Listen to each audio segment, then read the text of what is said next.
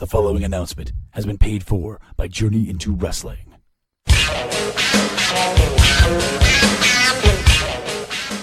Things seem to be changing around here, and I'm talking podcasts, brother. Journey into Comics Network and no JIW? Where's the wrestling? That's just it, brah. We're making a comeback. JIW is taking over. Butt stuff, podcastrophy, the Puhr Retort, all these new guys on the scene.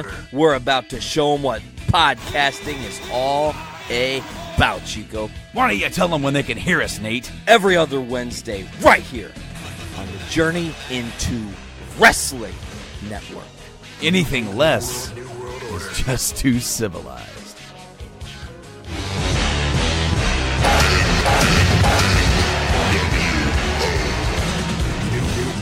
New world order. The following is a Journey into Comics Network production.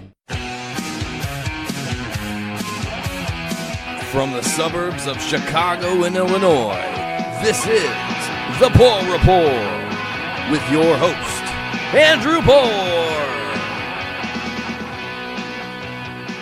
If you're surprised Putin won the election, then you must be surprised today is Tuesday, and that means it's time for another episode of the Puhr Retort. Thank you, ladies and gentlemen, for joining me here today. It is episode 29 of the Puhr Retort. 29 episodes. That's kind of ridiculous. I didn't think 29 episodes was a show I would put together would get to. So it's really exciting to see a show that's evolved so much over time. So I'm really glad to be here today, and I'm really glad to share what's going on in the world with you fine listeners out there. Now, there's been some big stuff that's happened this week, so much so that to really get to a Puhr Retort segment, I had to cut out some stuff that I really wanted to talk about. And there'll actually be a treat today because we are going to have a double Puhr Retort segment. There are two topics that I really need to talk about. There was one that I had set in stone from last week, and then there was one I saw this morning that I had to bring up. So I will get to those before the episode ends, and I think you might be as equally as outraged as I am. So with that, let's jump right into the Puhr Retort. Now, if you're a kid like me who grew up in the 90s, early 2000s, or even in the 80s, you'll remember the classic phrase, I don't want to grow up, I want to be a Toys R Us kid. Well, now it looks like everyone has to grow up because Toys R Us is going to be no more. Filed complete for bankruptcy, they're going to liquidate all their stores. Toys R Us as we know it will cease to exist. Maybe we'll have an online presence, I'm not quite sure. But yeah, so I'm going to jump into this article here from Fortune magazine, which is everything about business and money and all that fun stuff. And the article is actually called Who Killed Joffrey the Giraffe? For me, it was Jeffrey the Giraffe. I have Game of Thrones on the brain, so it's probably Jeffrey. Jeffrey the Giraffe inside the last days of Toys R Us. It goes, you want a trip to Toys R Us, head office of Jeffrey the Giraffe to feel a visit to a sugar plum toyland, but the mood is black these days inside one Jeffrey Way in Wayne, New Jersey, spiritual home of the cartoon mascot who's been beckoning to kids for generations. Shortly after 3 p.m. on Wednesday, Dave Brandon, chief executive officer of the iconic toy chain, delivered the news that his more than 30,000 U.S. workers have been dreading. We're finished. After 70 years, Toys R Us would close shop, a casualty of Amazon-era retailing and debt-fueled private equity deal-making. I am devastated that we have reached this point, Brandon told a group of about 600 employees. I truly believe we did our best under what turned out to be nearly impossible circumstances, he choked up as he spoke. How did it come to this? The answer is, well, as with most bankruptcies, is slowly and then all at once. In the pre-internet dark age, the company was the unrivaled supermarket of toys, the arbiter of fads and tastes that shaped the entire industry. Its advertising jingle, I don't want to grow up, I'm a Toys R Us kid, is lodged in the brains of millions. But by last September, just months before the crucial holiday season, relentless competition from Amazon.com and Walmart, combined with more than $5 billion in debt from a 2005 leveraged buyout, has finally overwhelmed the chain. With little warning, it filed for bankruptcy under Chapter 11, in the hope, Brandon said, at the time of emerging better than ever. As the dawn of a new day for the company proclaimed at the Toys R Us in New York's Times Square, instead his hopeful plans unraveled at a startling clip. Battles quickly broke out between management and longtime creditors who were owed about $5 billion at the time of the filing. Lenders soon were urged Brandon to shut hundreds of the 800 U.S. stores fast to contain the damage. Before long, vendors were growing wary about shipping toys to the chain, fearing they may not get paid. The financial powers behind Toys R Us, among them KKR and Company, Bain Capital, and Vornado Realty Trust, had all but given up by then, after earning more than $470 million in fees and interest payments while taking no dividends, according to regulatory filings. They abandoned hope of flipping Toys R Us back onto the stock market in 2013 for the ultimate payoff. The only thing to do, it seemed, was to keep cutting costs and hopefully negotiate easier terms on all that debt. At one level, the announced liquidation, at least in the U.S., is yet another familiar story about the sorry state of old-school retailing. On another, it's a tale of how private equity has, in many cases, worsened the industry's upheaval. Sports Authority, Gymboree, Payless Shoe Source, Claire's, J.Crew, all these chains and more have struggled to adapt to the fast-changing landscape after being taken private. With Toys R Us in Chapter 11, the company declined to comment. Representatives of the owners also declined to comment or didn't respond to requests for comment. Bondholders have seen the value of their investments plummet. The company's senior unsecured bonds due in 2018 last traded Thursday at 5.2 cents on the dollar, down from 72 cents the week before the bankruptcy filing, according to Trace Bond price data. Almost from the start, sharp lines were drawn, according to people involved in the bankruptcy process. After the September filing, creditors, including holders of some $3 billion in bankruptcy financing, complained that Toys R Us was being less than forthcoming about its financials, as well as its turnaround strategy. 6 months after the filing, the company had no bankruptcy exit plan in place, and lenders were losing faith. The lenders, including J.P. Morgan Chase & Company and Goldman Sachs Group, Inc., jockeyed to provide debtor-in-possession loans, which are first in line to get repaid. Then a group of hedge funds threatened in October to trigger a default on those loans until they got a $30 million piece of them. Others argued over the valuations of various international subsidiaries and assets such as intellectual property and the growing Asia business. Then came Black Friday, the crucial kickoff to its U.S. holiday shopping season. The Christmas run-up turned into a disaster for Toys R Us. Brandon later complained that the September bankruptcy had shaken customers' confidence, but there were other problems. The slow pace of negotiations was unnerving vendors and prompting creditors to urge to more store closings. Amid the dispute, suppliers grew increasingly anxious. Would Toys R Us really emerge from bankruptcy? Firms that ensure vendor shipments and provide short-term financing began to back away. As of early February, most had bolted. By then, vendors had learned what Brandon already knew. The holiday season had delivered a blow, with sales plummeting about 15% from the previous year. Brandon's initial optimism was fading. In a January 23rd letter to employees, he blamed the holiday slowing on the bankruptcy as well as some operational missteps. Formerly athletic director of the University of Michigan, he resigned amid disapproval from the Board of Regents and student anger over his profit-driven approach to the job. He'd had a successful stint at Domino's Pizza and was recruited by Bain in 2015. Now he desperately needs another win. But beyond picking executives, the private equity owners generally took a hands-off approach. People familiar with the matter say Toys R Us, meantime, was left to pay more than $400 million a year in interest alone on its debts. By February, some senior-most lenders began to push for an outright liquidation, and with that, 70 years of retail history slid toward an ignominious end. Prospects could be buoyed by the group of toy makers who said Wednesday they're looking to make a bid for the company's Canadian business, through which they would buy some U.S. locations, and the liquidation top rate as a subsidiary. Other potential liquidation bidders have begun to crop up as well. On Thursday at the Toys R Us Express on 33rd Street in Midtown Manhattan, Angela Milligan, 28, and Chance Douglas, 25, were looking for bankruptcy bargains. No liquidation markdowns yet. Other customers waxed nostalgic. We grew up with it, said John Park, 39. My kids aren't going to experience a place where there's just shelves of toys. So yeah, it looks like it's time to grow up. Our childhood of shopping the toy aisles, finding a toy that you didn't know existed before that very moment, is gone due to the fact that now you can pull up your phone and search on Amazon for any toy under the sun. In the world of internet, not a whole lot can really stand up and take account for what's going on. And really, from moving on from that, move on to some kind of sad news. Tragic news involving a pedestrian bridge in Miami-Dade County. Bridge collapsed over a highway and killed 6. According to the NPR article, the number of people who died after a newly placed pedestrian bridge collapsed at Florida International University has risen to 6, as crews work to clear debris and wreckage from the scene in Miami-Dade County. In addition to the 6 people who were found dead at the site, 10 others were transported to area hospitals. Miami-Dade police said an update on the accident Friday morning. Weighing some 950 tons, the pedestrian bridge was still under construction along the edge of Florida International University's campus when it collapsed Thursday afternoon on a major roadway, trapping motorists and passengers underneath. We have multiple victims. The numbers hasn't been determined yet. Miami-Dade County Deputy Mayor Maurice Kemp said at a news conference Thursday afternoon. Initially, authorities said 4 bodies had been recovered, but later Miami-Dade police spokesman Alvaro Zabaleta said the remains of 2 more people have been removed from the debris. They're still working away at the concrete, Zabaleta said at the news conference early Friday. Engineers told us last night that it has to be done very carefully, not only because we have to preserve evidence, not only because there might be possible victims under there, and we have to treat it very delicately because the safety of the rescuers, he said.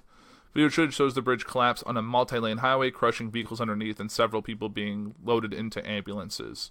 More than 100 search and rescue workers were using heavy equipment, search dogs, and cranes. Officials said the public to avoid the area indefinitely and directed people worried about loved ones to get in touch with the Family Reunification Center at FIU's campus.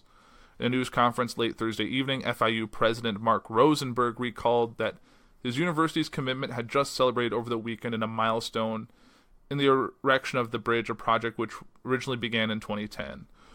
The bridge was about collaboration, it was about hope, it was about opportunity, it was about determination, he said. Now we're feeling immense sadness, uncontrollable sadness.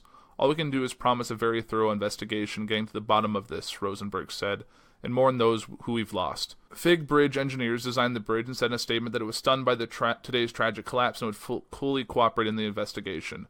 In our 40-year history, nothing like this has ever happened before, the statement said. Member station WLRN reported Fig was fined for the South Norfolk Jordan Bridge collapse in 2012 in Virginia. According to the Virginia pilot, the state issued 4 $7,000 fines for violating the ranges from changing a girder to not performing inspections. MGM Construction was building the Florida Bridge and posted a statement expressing distress over the collapse and referring to a loss of life. Witnesses tell WLRN the structure fell without warning around 1:30 p.m. as a traffic light went red and concrete fell on stopped vehicles. Other motorists rushed out of their cars to help. The main span of the bridge was installed on Saturday. The bridge was not expected to open to foot traffic until early next year. It was intended to boost student safety, spanning a portion of U.S. Highway 41 known as the Tamiami Trail, to help people cross from campus to the city of Sweetwater, where the university said thousands of students live. The university is currently on spring break. The National Transportation Safety Board said it would send a GO team to investigate the incident. In a Tuesday news release, the university touted the rapid installation of the first-of-its-kind pedestrian bridge, which the AP explained allows it to be prefabricated then swung into place before the central support tower was built. The 174-foot and 950-ton section of the bridge was built adjacent to the southwest 8th Street using accelerated bridge construction methods, which are being advanced at FIU's Accelerated Bridge Construction University Transportation Center. Wow, that's a mouthful. This method of construction reduces potential risks to workers, commuters, and pedestrians, and minimizes traffic interruptions. The main span of the FIU Sweetwater University City Bridge was installed in a few hours with limited disruption to traffic over the weekend. In the Tuesday's release, the university added the FIU Sweetwater University City Bridge, the largest pedestrian bridge moved via self-propelled modular transportation in U.S. history. It is also the first in the world to be constructed entirely of self-cleaning concrete when exposed to sunlight. The titanium dioxide in the concrete captures pollutants and turns its bright white, reducing maintenance cost. White House Press Secretary Sarah Huckabee Sanders said President Trump is aware of the bridge collapse and will continue to monitor the situation. So it looks like a first-of-its-kind type of bridge construction resulted in a major loss of life for a pedestrian bridge that wasn't even open to the public yet. My heart goes out to the victims and their families, and hopefully this investigation will figure out what the root cause is so something like this doesn't happen in the future. And hopefully whoever's responsible, whether it was improperly installed, improperly inspected, something of that nature that caused it, or it could have just been a freak of nature. Hopefully the investigation proves what happened and we're able to move to a resolution in the future. And going from that to everyone's favorite topic, and that involves President Donald J. Trump. So as Trump lashes out at Mueller, Congress at standstill on shielding special counsel. So while some Republicans issued sharp warnings Sunday to President Donald Trump against firing special counsel Robert Mueller, Robert Mueller, recent efforts to Congress to protect the special counsel have stalled. Republican leaders have said they see no reason to intervene given that they considered good cooperation between the White House and the Mueller team. But that was before this weekend. Tensions escalated after Trump's lawyer, John Dowd, issued a prayer Saturday that Deputy Attorney General Rod Rosenstein would bring an end to Mueller's probe into possible collusion between Trump's campaign and Russia's in Moscow's meddling in the 2016 election. That was followed by unprecedented tweets from the president going after Mueller by name, an approach he's avoided as he sought to appear accommodating in the investigation. The Mueller probe should never have been started, and there was no collusion and there was no crime, he tweeted Saturday. Trump followed this Sunday morning with another tweet more directly condemning Mueller's team. Why does the Mueller team have 13 hardened Democrats, some big crooked Hillary supporters, and 0 Republicans, Trump wrote. Another Dem recently added, does anyone think this is fair? And yet theirs is no collusion. No collusion is in all caps. Reacting to the backlash over Trump and Dowd's remarks, White House Special Counsel Ty Cobb emphasized in a statement Sunday night that the president is not considering firing Mueller. In response to media speculation, related questions being posed to the administration, the White House yet again confirms that the president is not considering or discussing the firing of the special counsel. Republican lawmakers on Sunday sought to warn the president that any action against Mueller would not be tolerated by Congress. If he tried to do that, this would be the beginning of the end of his presidency, said Senator Lindsey Graham of South Carolina on CNN's State of the Union. Senator Jeff Flake of Arizona made similar remarks on the show. I mean, talking to my colleagues all along, it was, once he goes after Mueller, then we'll take action.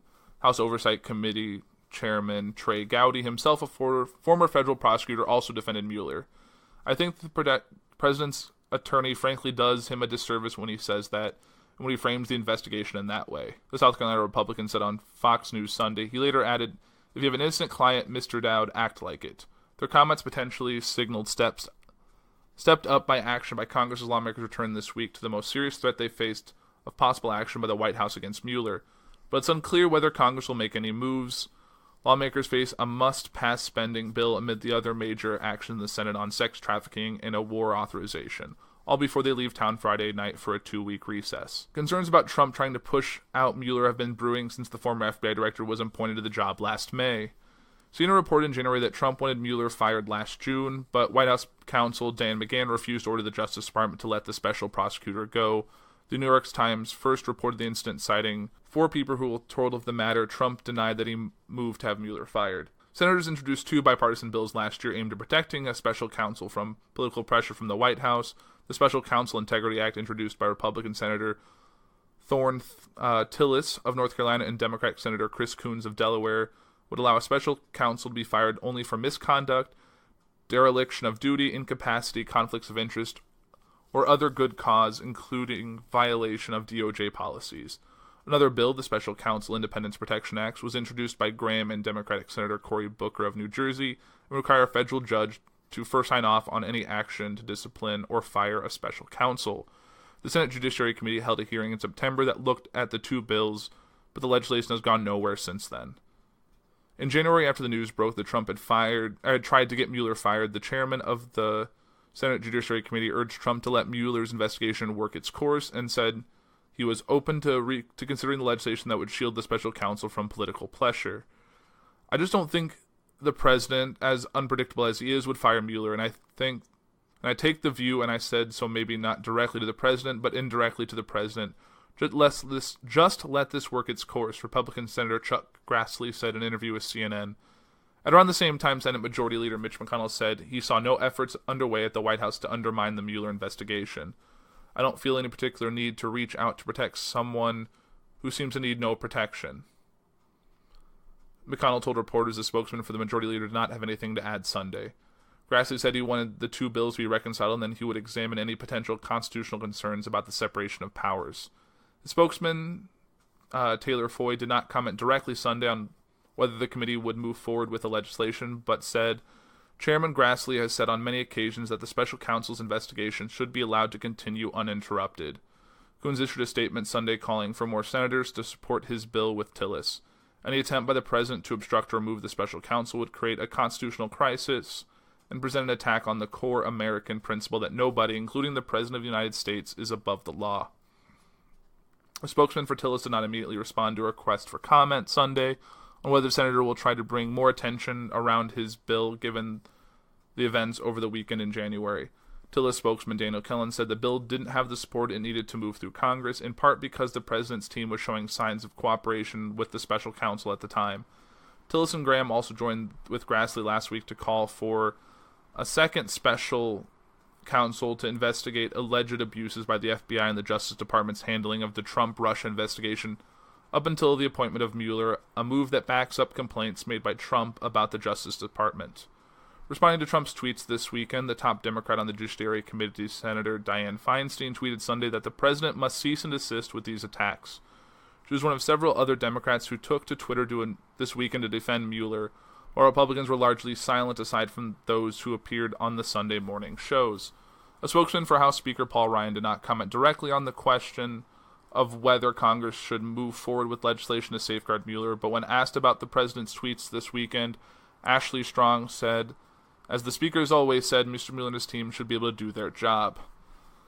And I believe I covered this quite a few episodes back now when first got word about these protections to protect the special counsel in the event Trump didn't like the way it was going or feared for his job and tried to stop it midstream.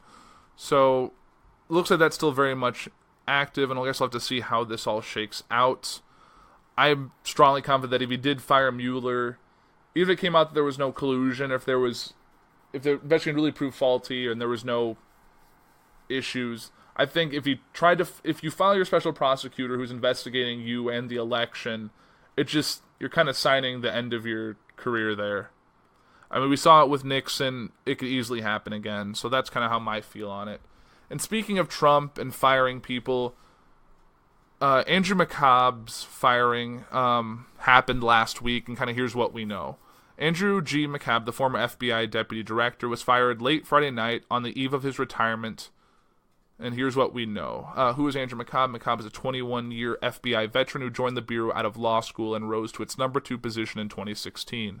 The deputy director is essentially the FBI's chief operating officer. Why does he matter? He oversaw 2 of the most politically charged cases in FBI history: the investigation into Hillary Clinton's use of private email server and the investigation of Donald J. Trump's campaign ties to the Russian government. Why was he fired? Mr. McCabe was questioned as a part of a wide-ranging internal inquiry into the FBI's handling of the Clinton investigation and other matters during the internal investigation. Attorney General Jeff Sessions said Mr. McCabe lacked candor, including under oath on multiple occasions. That is a fireable offense, and Mr. Sessions said the career apolitical employees at the FBI and Justice Department agreed that Mr. McCabe should be fired. At issues whether Mr. McCabe was forthcoming with investigators about what Mr. Sessions said was an unauthorized disclosure to the news media. Was he leaking information to damage Mr. Trump? Not as far as anyone can tell. The story at the heart of this case was published in the Wall Street Journal in October 2016, just days before the election, as the FBI raced to review newly discovered emails from Mrs. Clinton's servers. The journal revealed a dispute between the FBI and the Justice Department over how to handle a separate Clinton investigation, one into her family's foundation.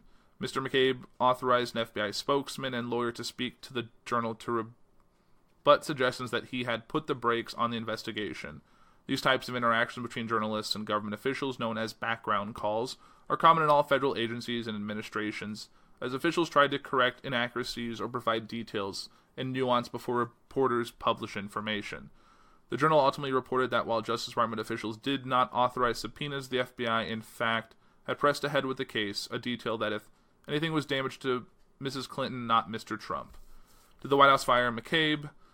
No, as a career civil servant, Mr. McCabe is not a political appointee who can be summarily dismissed by the president. But this is where the situation gets complicated. Mr. Trump has repeatedly used his Twitter account to attack Mr. McCabe. Months before the firing, he taunted Mr. McCabe account about his pension. His tweet said, FBI Deputy Director Andrew McCabe is racing the clock to retire with full benefits. 90 days to go, question mark, exclamation point, exclamation point, exclamation point. Donald Trump really likes his exclamation points and his capital letters. And he goaded Mr. Sessions into taking action against Mr. McCabe. Why didn't AG Sessions replace acting FBI Director Andrew McCabe, a Comey friend who was in charge of Clinton investigation but got ... On the eve of Mr. McCabe's firing, the White House Press Secretary Sarah Huckabee Sanders called him a bad actor. Taken together, this unusual level of White House commentary created a political backdrop to what should have been an independent government personnel decision. Mr. McCabe's lawyers seized on the evidence of improper influence. The distortion of the process began at the very top with the president's repeated offensive drive-by Twitter attacks on Mr. McCabe. Michael B. Bromwich, a lawyer for Mr. McCabe. Why was he fired so quickly? This is one of the big unknowns. FBI disciplinary matters can drag out for extended periods, and it's not uncommon for officials to retire during that process. This did not happen here, and it's not clear why the workings of the FBI disciplinary office are kept confidential. Mr. McCabe's lawyer said they were given a little time to read and respond to the final report, and were still receiving new evidence 2 days before his firing. Why the rush, they asked, is to make sure that Mr. McCabe was fired. The concerted efforts to accelerate the process in order to beat the ticking clock of his scheduled retirement violates any sense of decency and basic principles of fairness, Mr. Bromwich said. What's the president's beef with Mr. McCabe? Mr. Trump had seized on the fact that Mr. McCabe's wife Jill ran for Virginia State Senate seat as a Democrat and received hundreds of thousands in campaign dollars from a political ally of Mrs. Clinton. He says Mr. McCabe never should have been allowed to oversee the Clinton investigation. He says the campaign donations are proof that a pro-Clinton bias with the FBI explains why Mrs. Clinton was never charged. His tweet said, problem is that the acting head of the FBI, the person in charge of the Hillary investigation, Andrew McCabe, got $700,000 from H for wife. Mr. Trump brought up Mr. McCabe's wife on several occasions, including a face-to-face meeting in which the president called her a loser. I don't care who you are, you don't call someone's wife to their face a loser. That's just insulting, and I probably would have punched them in the face. Does Mr. Trump's criticism have merit? Yes and no. Mr. McCabe did not begin supervising the Clinton investigation until after his wife had lost the race, and records showed that he sought ethics and legal advice inside the FBI before deciding not to recuse himself. But some in the FBI believe he should never have been involved because of his wife's campaign donations. When he ultimately recused himself late in the investigation, only fueled the argument that he should have been stepped aside from the beginning. Mr. Trump's theory of Mr. McCabe as a pro-Clinton partisan, however, is on far shakier ground. Mr. McCabe has identified himself as a lifelong Republican and did not vote in the 2016 election. The newspaper story that Mr. McCabe authorized FBI officials speak about was not a positive one for Mrs. Clinton. And perhaps more importantly, in the months before the election when the FBI publicly disclosed information about its work on the Clinton investigation, it never revealed the existence and scope of a full-throated investigation of the Trump campaign's Russia ties. What does this possibly have to do with Russia? Like so much of the FBI, Mr. McCabe's firing has become inextricably entangled in presidential politics and the investigation by the special counsel, Robert S. Mueller III. Mr. McCabe was one of only a handful of FBI officials involved in the Russia investigation from the first days. He supervised at every step and was involved in the decision to seek a wiretap on Carter Page, a former Trump foreign advisor. The wiretap application was approved by senior Justice Department officials, was reapproved by Mr. Trump's own Justice Department, and was signed by a federal judge based on evidence that Mr. Page was a Russian agent. Mr. Trump has declared the wiretap to be improper, however, and points to its evidence of political surveillance by the FBI. Mr. McCabe also worked alongside the FBI Director James B. Comey, who accused Mr. Trump of seeking a loyalty oath and pressing him to end the investigation. Those conversations are now part of an obstruction investigation. Mr. McCabe kept memos on his conversation with Mr. Comey, which could help investigators corroborate Mr. Comey's account. Mr. McCabe argues that Trump administration is trying to discredit him as a potential witness. The real target, Mr. McCabe said, is Mr. Mueller's investigation. Mr. Trump's team seemingly gave credence to that argument last weekend when the Daily Beast asked for Mr. Trump's personal lawyer for a comment on Mr. McCabe's firing. He responded with a call to end the Mueller investigation. From a political standpoint, if Mr. Trump discredits Mr. McCabe, he can raise questions about everything Mr. McCabe has touched, including the Russia investigation. Mr. McCabe's allies have come to his defense. John O. Brennan, said in a tweet, when the full extent of your venality, moral turpitude, and political corruption becomes known, you will take your rightful place as a disgraced demagogue in the dustbin of history. You may scapegoat Andy McCabe, but you will not destroy America. America will triumph over you. Well, he did lie, right? What we know right now is that Mr. Sessions found repeated examples in which Mr. McCabe lacked candor, and career officials, not Trump appointees, recommended dismissal. Mr. Sessions accepted that recommendation. The FBI expects every employee to adhere to the highest standards of honesty, integrity, and accountability. Mr. McCabe denies being untruthful. He says he answered every question honestly, and when he was misunderstood, he reached out to the investigators to correct the record.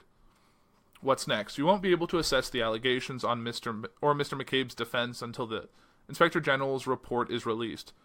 That is expected sometime this spring. Mr. McCabe had seen it but cannot discuss it until it's public. When it is released, his lawyer said he has a point-by-point rebuttal to offer. So this is just adding more fuel to the fire in the Mueller investigation, and we'll have to kind of see where this also goes. To me, it seems like Trump is trying to find any angle to discredit this investigation, which only means the investigation is coming close to something. I know I read something last week that I didn't get to really dive into further to discuss on this episode, involving the Mueller subpoenaing Trump's business ties and some people within the Trump organization. So maybe it's not. Sometimes it's not until you back an animal into a corner that it really starts lashing out, and this could be the beginning signs of that with regards to the investigation closing in on Trump and his administration. So it'll be interesting to see how the rest of this shakes out. But that's really all I have for the Puhr for this week.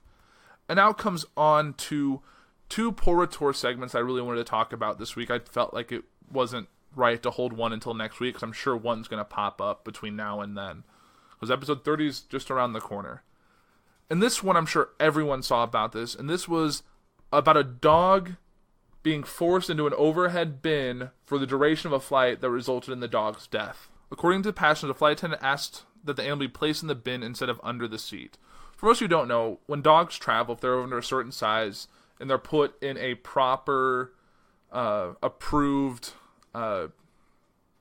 kennel for transport, it can be stowed under your seat as long as it doesn't get in the way of the aisle.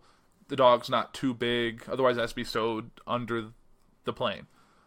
So on Monday night, a passenger boarded United Flight 1284 from the Houston Intercontinental to New York LaGuardia with a small dog inside a TSA-compliant carrier.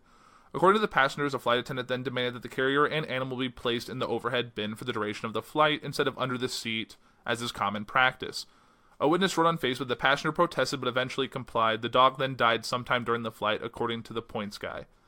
Per United's in-cabin pet policy, a pet traveling in cabin must be carried in an approved hard-sided or soft-sided kennel. The kennel must fit completely under the seat in front of the customer and remain there at all times. As such, people traveling with an in-cabin pet cannot be seated in an emergency, exit, or bulkhead row. This was a tragic accident that should never occurred, as pets should never be placed in the overhead bin. Duh. United States, in a statement, we assume full responsibility for this tragedy and express our deepest condolences to the family and are committed to supporting them. We're thoroughly investigating what occurred to prevent this from ever happening again. United has been in contact with the passengers and offered to pay for an autopsy of the animal, according to CNN. Pet deaths in the cabin are rare, but as previously reported by travelers Rachel Rabkin-Peachman, quite a name, dozens of animals died flying in cargo on U.S. airlines in 2016. United has one of the highest incidences of pet deaths. In April 2017, Simon, a 3-foot-long, 10-month-old continental giant rabbit, was found dead in the cargo section of a Boeing 767 upon arrival at Chicago O'Hare. The incident comes at a time when airlines are tightening rules on traveling with emotional support animals who are not subject to the same $125 fee as in-cabin pets. On Thursday, United has more pet-related problems when the carrier accidentally sent a dog bound for Kansas to Japan, and a Great Dane that was supposed to go to Japan went to Kansas. An error occurred during the connection in Denver for 2 pets sent to the wrong destinations, said United in an apology. We have notified our customers that their pets have arrived safely and will arrange to return the pets to them as soon as possible. We apologize for this mistake and are following up with the vendor kennel where they will be kept overnight to understand what happened. The dog, a 10-year-old German Shepherd named Ergo, will be sent today from Tokyo's Narita Airport to Wichita by private charter. I really forgot about the second part about the dog being sent to Japan.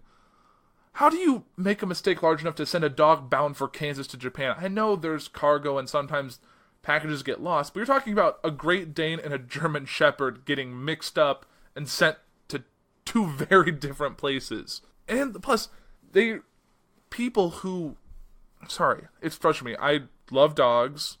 I care for dogs. And I've already vented on emotional support animals and how I think they're ridiculous. But to force a living animal into a small black box that has no airflow that I can imagine, and it's pitch black for the duration of a 4-hour flight is awful. I would refuse, but we're so entrained to believe that if we disagree with the flight attendant, then an air marshal's going to come there, bash us in the back of the head, and drag us off the plane and call us a terrorist. It's a little ridiculous, but if you force me to do something like that and my pet dies, I will burn this whole place to the ground and sue you for everything you're worth. Because that's not okay. That flight attendant should be fired. And even after, I remember reading that she said, I didn't know there was a dog in there. How do you not notice a barking animal in a mesh carrier and still demand that animal be put in an overhead bin? I've seen those overhead bins. Those old ones are tight and tiny, and if it's a small plane, like one going to LaGuardia, like, who knows what that state could have been in. It was a little French bulldog.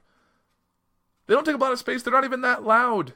It probably would have slept and probably fit fine under there. You were just got so entrenched from your day in, day out job that you thought, this is another bag. The bag needs to be overhead, and weren't listening to what the passengers were telling you. I don't know if there was a language barrier, but still, look with your freaking eyes and see that there's an animal in there, and it's just inhumane. That dog suffered a horrible death, probably a slow one, probably due to lack of oxygen or heat or something. And yeah, that is not okay. And even if you try to make it for it, we'll refund your tickets, or we'll pay for this investigation, or the autopsy. A dog still died, and a French bulldog, if you got it from a breeder, isn't cheap. Even if you pay for that dog, that's still a living animal that you had a bond with. It was 10 months old. You have small children. That child's life is shattered because it saw its dog dead. Like, there's no excuse for this. The same thing with the guy who sent the dog to Japan. If you send a dog, I don't know if it's coming back. They eat dog in that part of the world. That is terrifying. I don't know. It's just ridiculous. It pisses me off that goes by, and it's one of the things I hate about air travel. Like, I will never put my dog on a plane. If I can get him there, I'll drive it. I don't care if it takes 40 hours in a car. I have to drive from Maine to Southern California. I will take that drive over forcing my dog into an uncomfortable and potentially lethal situation on a plane. There's no other way around it for me. I wouldn't trust it. I would feel guilty. It's just not my thing. So that's that, and then moves on to another thing, which involves people just being assholes. A Boy Scouts demote... sorry, I can't seem to talk. Boy Scouts demote Boy Scout with Down syndrome who wanted to be an Eagle Scout. That's just a mouthful of a sentence. Logan Blythe, 15, has been a Boy Scout with Utah National Parks Council, local Boy Scouts of America affiliate, for the last 6 years. Blythe, who has Down syndrome and autism, became a Cub Scout when he was 8 and joined the Boy Scouts program when he was 11. Blythe earned 22 alternative merit badges and was looking forward to becoming an Eagle Scout. However, the National Boy Scouts of America declined his project proposal and stated his previously earned alternative merit badges would not be recognized. For some kids with disabilities, achieving traditional merit badges is not an option. However, Boy Scouts is an option for children with disabilities to earn alternative merit badges in their application for alternative Eagle Scout rank merit badges. Boy Scouts of America states the Eagle Scout rank may be achieved by a Boy Scout, Varsity Scout, or qualified Venture or Ski Scout who had a physical or mental disability by qualifying for alternative merit badges. In order to become an Eagle Scout, Blythe had to do a community service project. Logan's mom and myself came up with a service project Logan can do. Newborn kits for the local hospital and distributing them, so Logan and I submitted this to the local Boy Scout leaders for their approval. Logan's dad, Chad Blythe, told The Mighty. According to Chad, the local chapter approved the project and even took a picture with Logan in his full uniform. The next day, after the local leaders contacted Boy Scouts National Office for its approval, they were instructed to suspend Logan's Eagle project. After a 2-hour-long meeting with the local chapter, Logan's merit badges were considered void and he was reduced to Cub Scout rank. The Cub Scout program is for children ages 10 and under. Logan is 15 years old. Following the decision, Chad received a text message saying, "We should have never said that you were approved." Logan, who needs modification and support, signed up for the alternative merit badges which were approved by his local Boy Scouts program, Chad said. They did so because they felt it was the right thing to do. The local leaders made modifications to the requirements so he could earn them. Logan's local scout leaders were more than willing to work with Logan to earn his alternative merit badges and said he deserved them. We were led to believe everything was fine and Logan could get through. He could earn merit badges, advance in rank, as long as he did what he needed to do, Chad said. When he asked how Logan was taking his demotion, his dad said he was saddened by it. Since this occurred, we now struggle to get him to wear his uniform. That was not the case before. Logan already assembled 25 kits for newborns at a local hospital in Payson, Utah. We had planned on Logan even distributing some, Chad added. The Mighty reached out to the local Utah National Parks Council, who gave the following statement. We are moved by this young man's desire to achieve the rank of Eagle Scout. We work closely with this young man and his family to attain the benefits of the scouting program and are committed to continue to do so. The Eagle Scout Award is a national award. Final decisions regarding the Eagle requirements are made at the national BSA level. Since its founding in 1910, the Boy Scouts of America have served youth members with physical, mental, and emotional disabilities. Through the Disability Awareness Committee, the BSA enables youth to achieve the rank of Eagle Scout. The Utah National Parks Council stands ready to assist all Scouts and their families who, despite extraordinary circumstances, have the desire to achieve the rank of Eagle Scout. The mighty reached out to the National Boy Scouts of America and is yet to hear back. That's also something that's just awful. That's something that the local council should have looked into from the beginning. If they didn't think it was going to work out, they should have been committed and should have followed up and talked to the Nationals. And if there was any issue, they should have made it aware right away. They shouldn't have let him get his hopes up and do all this work and earn the badges that he felt he earned. And just because a national council is being a stickler for rules, it's ridiculous and it's sad. And the fact that they had to text to say, we shouldn't have approved it. Like, that's just so sad. Like, I don't know. It just blows my mind how heartless some people can be. I understand there are rules for a reason. The Eagle Scout is a very distinguished award. But there should have been a communication between the local council and the national organization for how these situations should go. There are a lot more kids with disabilities these days than there were 20, 30 years ago, and they should have contingencies in place for this, and kids that are able to do so should be able to achieve the merit badges and achieve Eagle Scout standing. So two really downer, upsetting Puhr Retorts this week. Sorry to bring you guys down like this, but it's really frustrating to see how some people can just ruin the lives of others for a stickler about certain rules without even really following through on them. So yeah, another episode down, 29. 30's next week. That's going to be exciting. Sorry, it's going to take me a little shake off these last two Puhr Retort pieces. And hopefully next week we'll have some more uplifting news. I don't know what's coming next week. It's going to be the week leading up to Easter, so that'll be fun. I have family coming in this weekend, so I'm looking forward to that. But yeah, not a whole lot else going on for me. Probably some updates coming in the future. But yeah, just thank you guys for listening. Be sure to check out our Patreon for our Road to Infinity War. I know if you guys saw that last trailer, it is fantastic and all hype, and I am ecstatic to see it. Glad it was moved up a week to the 27th of April, so about a month from now, which is great. Can't wait. I'm probably not going to pre-order my tickets. I'm going to try and use MoviePass, which has been nice. Even if I don't use it every week, it's still a lot better because even if I saw one movie a month, it's still cheaper than buying the regular ticket. So yeah, definitely check out our Patreon. It's $3 a month for the access to the Road to Infinity War. It's $1 a month for early access. We're going to be working on other exclusive content to come in the future, including exclusive podcasts in general, which is great. Another way to get extra content. It really gives bang for that $3.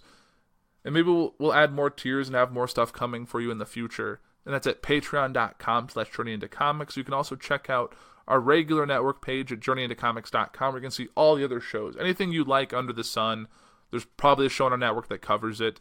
And if not, those shows are on our Patreon in the near future. So, and like always, if you have any questions or comments or things to say to me directly or things you want me to talk about on the show, feel free to reach out to me on my social media at the Puhr Report on Facebook and Twitter and Instagram. And yeah, or you can always reach out to the Journey into Comics network page and they'll get it back to me. So yeah, thank you as always for listening. I will see you next week on episode 30, or I guess talk to you next week on episode 30 because this is not a video-led podcast. So yeah, have a great week, everyone. I will talk to you soon.